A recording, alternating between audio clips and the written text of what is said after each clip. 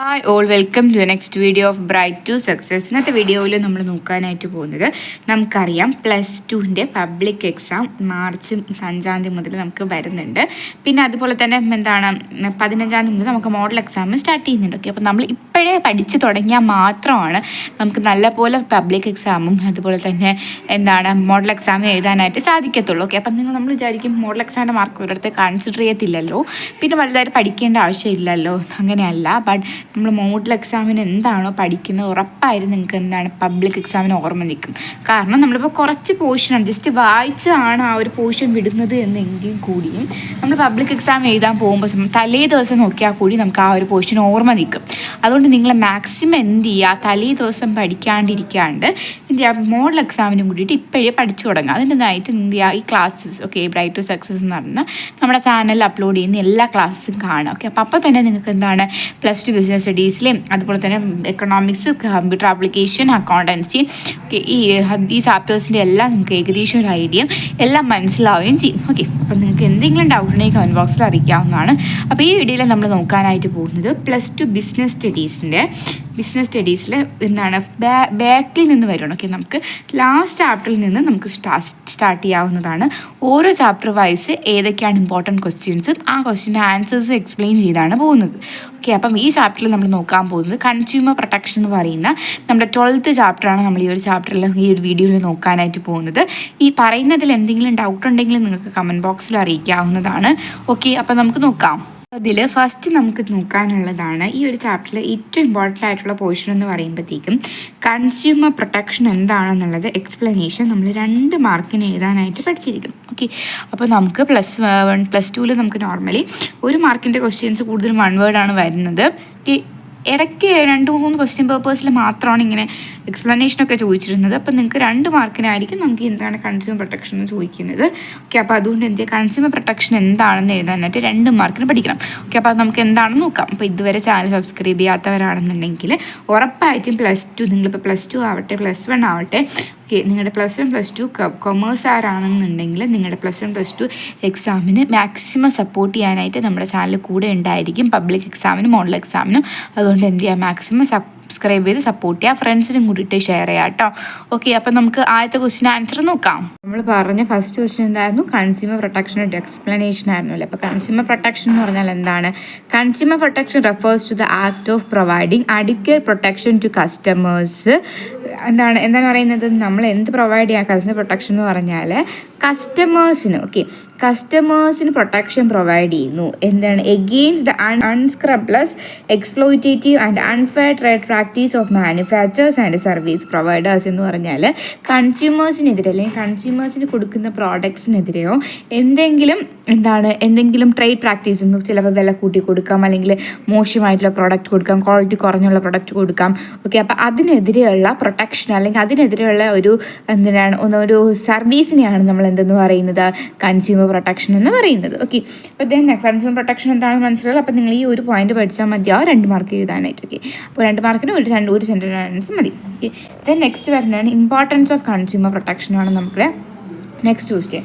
Importance of consumer protection എന്ന് പറയുമ്പോഴത്തേക്കും നമുക്ക് ടെക്സ്റ്റിൽ ഒരു ഇമ്പോർട്ടൻസ് കൊടുത്തിട്ടുണ്ടല്ലേ, from the consumers view point, then business view point എന്നൊക്കെ പറഞ്ഞിട്ട് ടെക്സ്റ്റിൽ കൊടുത്തിട്ടുണ്ട്. ബട്ട് നിങ്ങൾക്ക് കുറച്ചും കൂടി ഈസി ആയിട്ടുള്ള കുറച്ച് പോയിന്റ്സ് ഞാൻ ഇവിടെ എഴുതിയിട്ടുണ്ട്. ഇത് പഠിക്കുന്നതായിരിക്കും നിങ്ങൾക്ക് കൂടുതൽ ബെറ്റർ. ഇമ്പോർട്ടൻസ് ഓഫ് കൺസ്യൂമർ പ്രൊട്ടക്ഷൻ്റെ ഇമ്പോർട്ടൻസ്. ഓക്കെ, അപ്പോൾ അത് ബിസിനസ്സിൻ്റെ വ്യൂ പോയിന്റിൽ നിന്നും എന്താണ് കൺസ്യൂമർ പ്രൊട്ടക്ഷൻ എന്നാണ് നോക്കുന്നത്. ഓക്കെ, ബിസിനസ്സിൻ്റെ വ്യൂ പോയിന്റിൽ നിന്നും പ്രൊട്ടക്ഷൻ എന്ന് പറയുമ്പോഴത്തേക്ക് business firm should aim to a long term profit maximisation through consumer satisfaction. Okay, കൺസ്യൂമറിൻ്റെ സാറ്റിസ്ഫാക്ഷനിലോട് കൂടി എന്ത് ചെയ്യാണ് business firms long term profit maximisation aim ചെയ്യുകയാണ് ചെയ്യുന്നത്. ഓക്കെ, അപ്പം ഇതെന്ത് കിട്ടുമെന്നാണ് പറയുന്നത്, മാക്സിമം കൺസ്യൂമർ എത്ര സാറ്റിസ്ഫൈഡ് ആവുന്നു അത്രയും ബെനിഫിറ്റ്സ് ആയിരിക്കും, അല്ലെങ്കിൽ അത്രയും പ്രോഫിറ്റ് മാക്സിമൈസ് ചെയ്യാനായിട്ട് ആർക്ക് സാധിക്കും, ഫേംസിന് സാധിക്കും. ഓക്കെ, അപ്പം നമ്മളൊരു പ്രോഡക്റ്റ് വാങ്ങിച്ച് നമ്മൾ ആ ഒരു പ്രോഡക്റ്റിൽ സാറ്റിസ്ഫൈഡ് ആണെന്നുണ്ടെങ്കിൽ നമ്മൾ എന്ത് ചെയ്യും, ആ പ്രോഡക്റ്റ് വീണ്ടും വാങ്ങിക്കും. ഓക്കെ, അപ്പം എന്ത് ചെയ്യാൻ സാധിക്കും, ആ ഒരു ഫേമിന് കൂടുതൽ പ്രൊഡ്യൂസ് ചെയ്യാനും കൂടുതൽ പ്രോഫിറ്റ് ഉണ്ടാക്കാനും സാധിക്കും.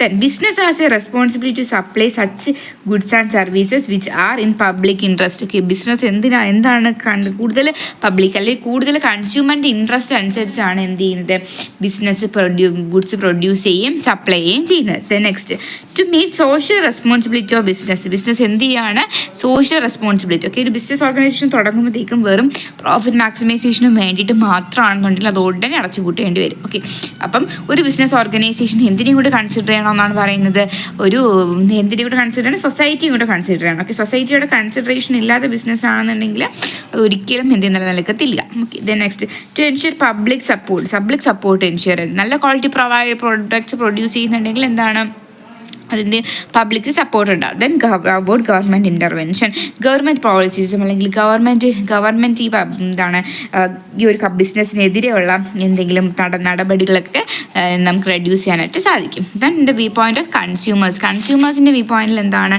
To educate to consumers. Okay, ഏതൊക്കെ പ്രോഡക്റ്റ്സ് ആണ് നല്ലത്, ഏതൊക്കെ പ്രോഡക്റ്റ്സ് ആണ് മോശം എന്നുള്ള എഡ്യൂക്കേഷൻ നമുക്ക് എവിടെ നിന്ന് കിട്ടും, കൺസ്യൂമർ പ്രൊട്ടക്ഷൻ വഴിയിട്ട് കിട്ടും. Then to provide adequate protection. Okay, എല്ലാ പ്രോഡക്ട്സിലും നല്ല ക്വാളിറ്റി പ്രോഡക്ട്സ് എന്താണ് കൺസ്യൂമേഴ്സിന് വാങ്ങാൻ സാധിക്കുകയും അത് യൂസ് ചെയ്യാൻ സാധിക്കുകയും ചെയ്യും. Then next, ensure organisation among കൺസ്യൂമേഴ്സിൻ്റെ ഇടയിൽ ഓർഗനൈസേഷനെ സഹായിക്കും. ഓക്കെ, അപ്പോൾ ഇത് ഇത്രയാണ് എന്തെന്ന് പറഞ്ഞാൽ ഇമ്പോർട്ടൻസ് എന്ന് പറയാം. അപ്പോൾ നമ്മൾ എന്തൊക്കെ പഠിച്ചു, കൺസ്യൂമർ പ്രൊട്ടക്ഷൻ എന്താണെന്ന് പഠിച്ചു, then importance of consumer protection പഠിച്ചു. നെക്സ്റ്റ് ക്വസ്റ്റ്യൻ ആണ് കൺസ്യൂമർ റൈറ്റ്സ് എന്ന് പറഞ്ഞാൽ. ഓക്കെ, അപ്പം നമുക്ക് ഈ ഒരു ചാപ്റ്ററിൽ കൺസ്യൂമറിൻ്റെ കുറച്ച് റൈറ്റ്സിനെ പറ്റിയിട്ട് നമുക്ക് പഠിക്കാനായിട്ടുണ്ട്.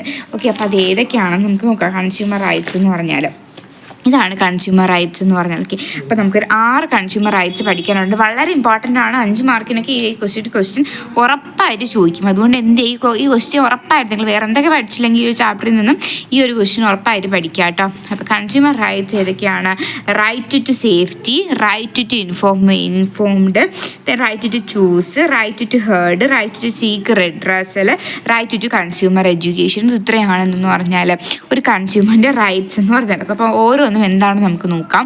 റൈറ്റ് ടു സേഫ്റ്റി എന്ന് പറയുമ്പോൾ consumer have to right protect against the goods and services which are hazardous to life and health. Okay, കൺസ്യൂമറിന് എന്തിനുള്ള അവകാശമുണ്ട്, ഗുഡ്സ് ആൻഡ് സർവീസസ്, ഗുഡ്സോ ഏതെങ്കിലും സർവീസസോ എന്തെങ്കിലും ഈ കൺസ്യൂമറിനെ ബാഡ് എഫക്റ്റ് ചെയ്യുന്നുണ്ടെങ്കിൽ അതിൽ നിന്ന് പ്രൊട്ടക്ഷൻ കിട്ടാനായിട്ട് ആർക്ക് അവകാശമുണ്ട് അല്ലെങ്കിൽ ആർക്ക് റൈറ്റ് ഉണ്ടെന്നാണ് പറയുന്നത്, കൺസ്യൂമറിന് റൈറ്റ് ഉണ്ട്. ദെൻ നെക്സ്റ്റ് വരുന്നതാണ് റൈറ്റ് ടു ബി ഇൻഫോംഡ് എന്ന് പറഞ്ഞാൽ.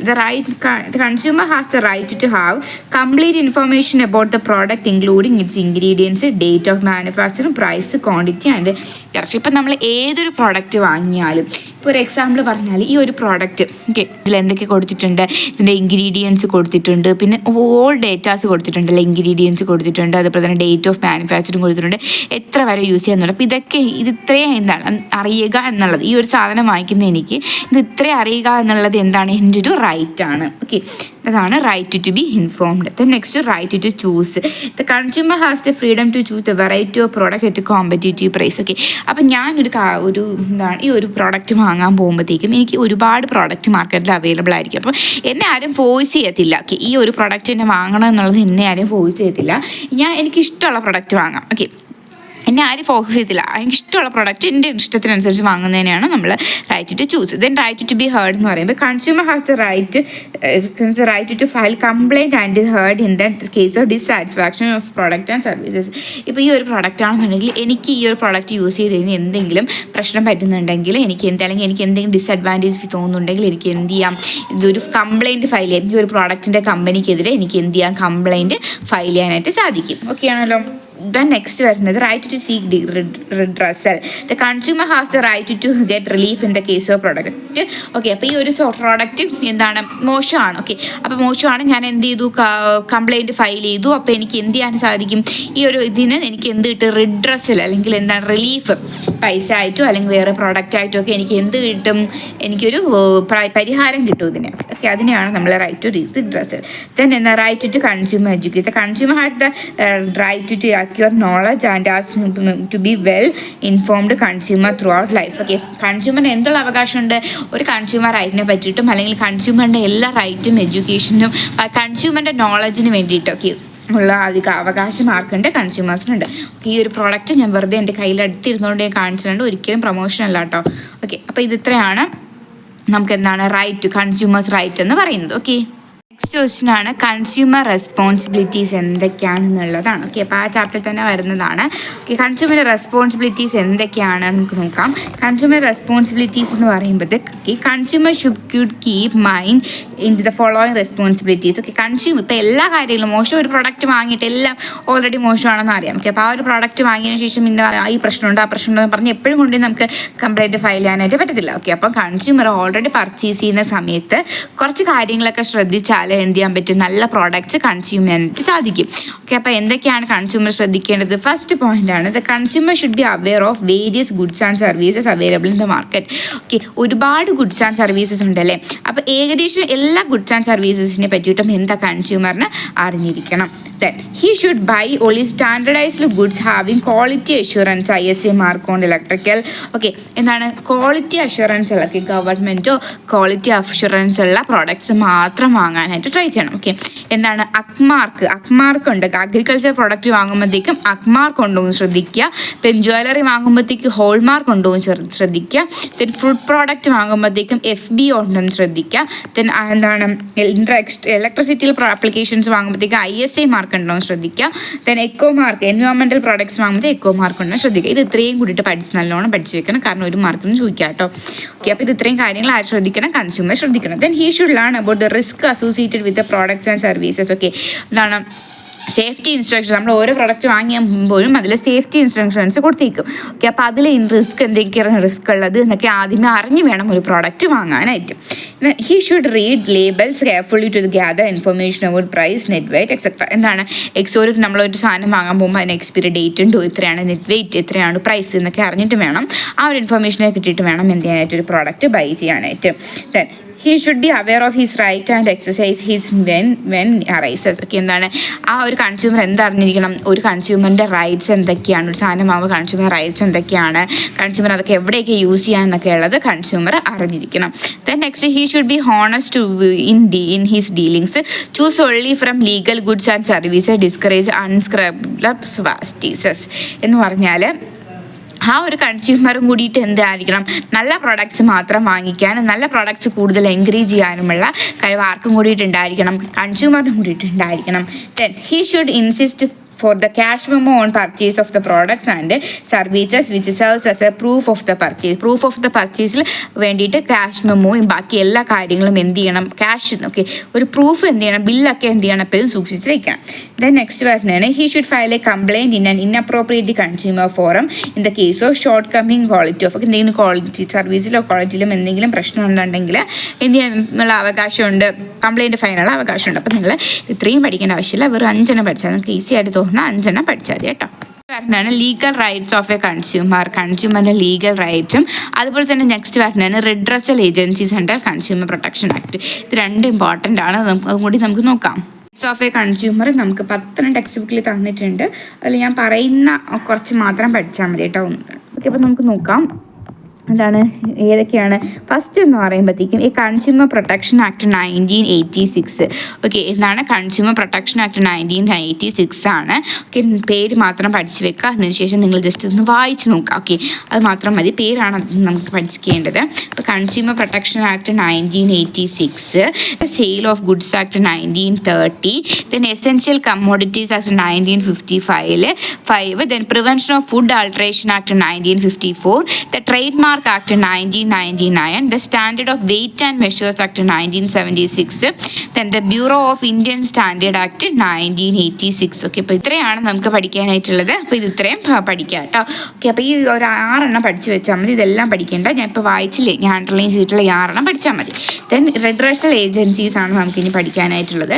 റിഡ്രസൽ ഏജൻസി എന്ന് പറയുമ്പോഴത്തേക്കും നമുക്ക് ഈ ഒരു കംപ്ലയിൻറ്റ് ഫയൽ ചെയ്യാമെന്ന് പറഞ്ഞില്ല, ആ കംപ്ലയിൻറ്റ് എവിടെയൊക്കെ ഫയൽ ചെയ്യാമെന്നുള്ളതാണ്. എവിടെയൊക്കെ ഫയൽ ചെയ്യാമെന്ന് പറഞ്ഞാൽ ഇത് ഡിസ്ട്രിക്ട് ഫോറം അവിടെയൊക്കെ ഫയൽ ചെയ്യാം. 3 ടയേഴ്സ് ആയിട്ടാണ് ക്ലാസിഫൈ ചെയ്തിരിക്കുന്നത്: district forum, state forum and national forum. എന്ന് പറഞ്ഞാൽ district forum president of 2 members. Okay, ഇപ്പോൾ ഒരു പ്രസിഡന്റ് ഡിസ്ട്രിക്ട് ഫോറത്തിൽ ഒരു പ്രസിഡന്റും കാണും, 2 മെമ്പേഴ്സും കാണും. അതിൽ ഒരാൾ ആരായിരിക്കും? വുമൺ ആയിരിക്കും. ഓക്കെ, 20 ലക്ഷത്തിൽ താഴെയുള്ള പ്രോഡക്ട്സ്, അപ്പം നമുക്കിത് ശ്രദ്ധിക്കുക. 20 ലക്ഷത്തിന് താഴെയുള്ള എന്തെങ്കിലും നഷ്ടമാണ് അല്ലെങ്കിൽ എന്തെങ്കിലും കുറവാണ് നമുക്ക് വന്നിട്ടുള്ളത് ഉണ്ടെങ്കിൽ നമ്മൾ എന്ത് ചെയ്യുക? ഡിസ്ട്രിക്ട് ഫോറത്തിൽ വേണം എന്ത് ചെയ്യാനായിട്ട്? കംപ്ലൈൻറ്റ് ഫയൽ ചെയ്യാനായിട്ട്. ഓക്കെ, അപ്പം ഇവിടെ എന്തൊക്കെ കാണും?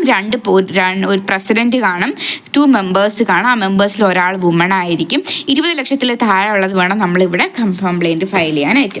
ദെൻ നെക്സ്റ്റ് വരുന്നതാണ് സ്റ്റേറ്റ് കമ്മീഷൻ എന്ന് പറഞ്ഞാൽ. സ്റ്റേറ്റ് കമ്മീഷൻ എന്ന് പറയുമ്പോഴത്തേക്കും എത്രയാണ് നമ്മൾ 20 ലക്ഷത്തിനും 1 കോടിക്കും ഇടയ്ക്കുള്ള പ്രോഡക്റ്റ് എന്താണ്? എന്തെങ്കിലും നഷ്ടമാണ് അല്ലെങ്കിൽ എന്തെങ്കിലും കംപ്ലയിൻറ്റ്സ് ഉണ്ടെങ്കിൽ വേണം നമ്മൾ സ്റ്റേറ്റ് ഗവൺമെൻറ് അല്ലെങ്കിൽ സ്റ്റേറ്റ് ഫോറത്തിൽ അറിയിക്കാനായിട്ട്. ഓക്കെ, ഇത് അവിടെ എന്തൊക്കെ കാണും? ഒരു പ്രസിഡന്റ് കാണും, അതുപോലെ തന്നെ കുറച്ച് അതർ മെമ്പേഴ്സും കാണും. ഓക്കെ, അപ്പം നിങ്ങൾ ഇത് അറിഞ്ഞു വയ്ക്കുക. 20 ലക്ഷത്തിനും 1 കോടിക്കും ഇടയ്ക്കുള്ളതാണ് നമ്മൾ എവിടെ അറിയിക്കേണ്ടത്? സ്റ്റേറ്റ് ഫോറത്തിൽ. ദെൻ എന്താണ്? നാഷണൽ ഫോറത്തിലാണെങ്കിൽ എന്താണ്?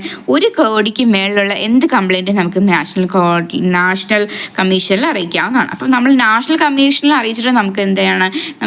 നമുക്ക് ഉദ്ദേശിക്കുന്ന നീതി അല്ലെങ്കിൽ നമുക്ക് ഉദ്ദേശിക്കുന്ന റിഡ്രസൽ കിട്ടിയില്ല എന്നുണ്ടെങ്കിൽ നമുക്ക് അത് എന്ത് ചെയ്യാം? സുപ്രീം കോടതിയിൽ അറിയിക്കാവുന്നതാണ്. 1 കോടിയിൽ മുകളിലുള്ള എന്ത് റിഡ്രസൽ നമുക്ക് എന്താണ്? സുപ്രീം കോടതി. ഇവിടെ നിന്ന് നമുക്ക് കറക്റ്റ് നമുക്ക് കിട്ടിയില്ല എന്നുണ്ടെങ്കിൽ നമുക്ക് സുപ്രീം കോടതിയിൽ അറിയിക്കാവുന്നതാണ്. ഓക്കെ, അപ്പോൾ ഇത് ഇത്രയാണ് നമുക്ക് എന്താണ് +2 ബിസിനസ് സ്റ്റഡീസിലെ ലാസ്റ്റ് ചാപ്റ്ററായി കാണുന്നത്. ഈ ഒരു ചാപ്റ്റർ വളരെ ഇമ്പോർട്ടൻ്റ് ആണ്. കുറച്ച് കാര്യങ്ങൾ വെയിറ്റേജ് കുറഞ്ഞ ചാപ്റ്ററാണ്. പക്ഷേ ഈ ഒരു ക്വസ്റ്റ്യൻസ് കൺസ്യൂമർ റൈറ്റ്സ് ഒക്കെ എന്തായാലും ചോദിക്കുന്നത്, അതുപോലെ റിട്രസൽ ഏജൻസീസ് ഒക്കെ എന്തായാലും ചോദിക്കുന്ന ക്വസ്റ്റ്യൻസ് ആണ്. റിപ്പീറ്റഡ് ക്വസ്റ്റ്യൻസ് ആണ് ഇത് രണ്ടും. ഓക്കെ, അപ്പോൾ അതുകൊണ്ട് എന്ത് ചെയ്ത് ഈ ഒരു ചാപ്റ്റർ എന്തായാലും ഷുവർ ആയിട്ടും പഠിക്കുക. എന്തെങ്കിലും ഡൗട്ട് ഉണ്ടെങ്കിൽ കമൻറ്റ് ബോക്സിൽ അറിയിക്കാവുന്നതാണ്. അടുത്ത ചാപ്റ്റർ ഉടനെ അപ്ലോഡ് ചെയ്യാം. വീഡിയോ ഹെൽപ്ഫുൾ ആണോ എന്നുള്ളത് കമൻറ്റ് ബോക്സിൽ അറിയിക്കാം കേട്ടോ. Okay, thank you all.